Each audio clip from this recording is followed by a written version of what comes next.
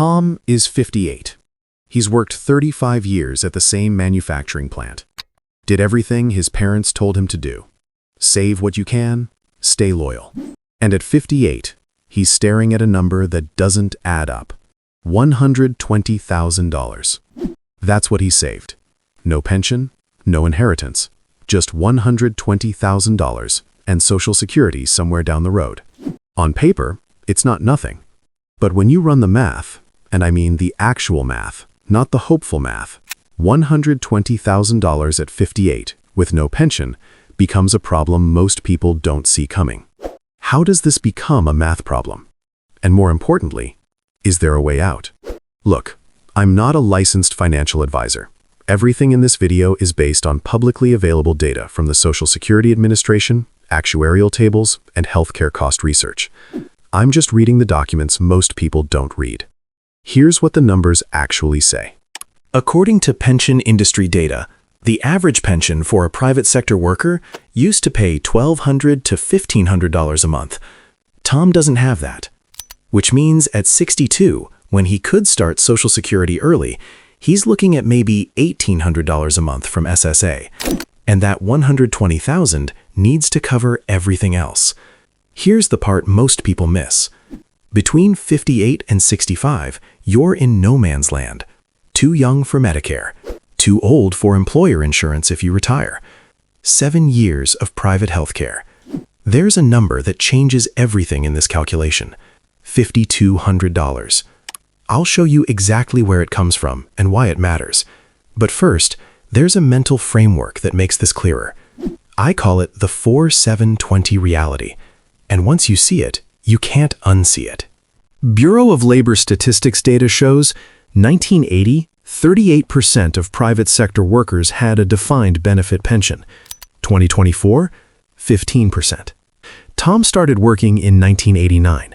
By the time he understood what was happening, the shift to 401ks was already done. Here's the difference. A pension pays you a guaranteed amount every month until you die. The employer carries the risk. A 401k, you carry the risk. You pick the investments, you manage the withdrawal rate. And if you guess wrong, there's no do-over. Someone with Tom's work history, 35 years, modest salary, would have gotten a pension paying maybe $1,200 to $1,500 a month. Over 25 years, that's $360,000 to $450,000 in guaranteed income. So the problem isn't the $120,000. It's the missing $1,200 every month that a pension would have provided. That's the gap Tom has to fill. And $120,000 divided by 25 years? $400 a month. The math doesn't work. 3 numbers. That's all you need. 4, 7, 2. 4% is what financial planners call the safe withdrawal rate, based on historical data, not a guarantee. They use it to figure how much someone can take out from savings each year without running out. For $120,000, that's $4,800 per year, $400 a month. 7 is the number of years between 58 and 65, 7 years before Medicare kicks in. And here's that number I mentioned, $5,200. Healthcare.gov data shows that's the average monthly healthcare cost for a 65-year-old couple buying private insurance.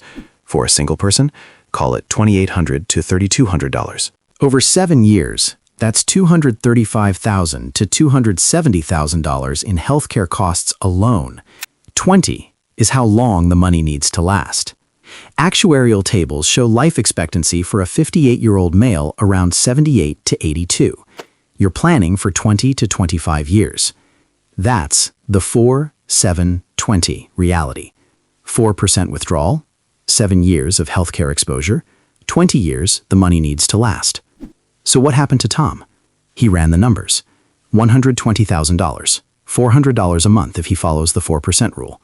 Social Security at 62, $1,800. Total, $2,200 a month. Before taxes, before healthcare. Median rent in his area, $1,400. The math forced a decision. Tom's still working. Not because he wants to, because the 4-7-20 reality showed him he couldn't retire at 58. He's aiming for 65. 7 more years to let the $120,000 grow. 7 more years of employer health care, 7 more years of Social Security credits. Compare Tom to someone with a pension. Same $120,000 saved, but add $1,200 a month guaranteed for life. That person can retire at 62, not because they saved more, because the pension covered the gap. So what do people in this situation actually explore? I can't tell you what to do. That's between you and a licensed advisor. But here's the framework many financial planners walk their clients through. First, they run the 4-7-20 calculation. Here's how it works. Take savings, multiply by 0.04. That's annual withdrawal. Then add estimated Social Security. Does it cover expenses? Second, they look at the 7-year gap. For anyone under 65, pricing out private healthcare in your state shows the real numbers. Sites like healthcare.gov have calculators. This is where most people underestimate. Third, many advisors discuss working longer. I know that's not what anyone wants to hear, but every year someone delays retirement does 3 things.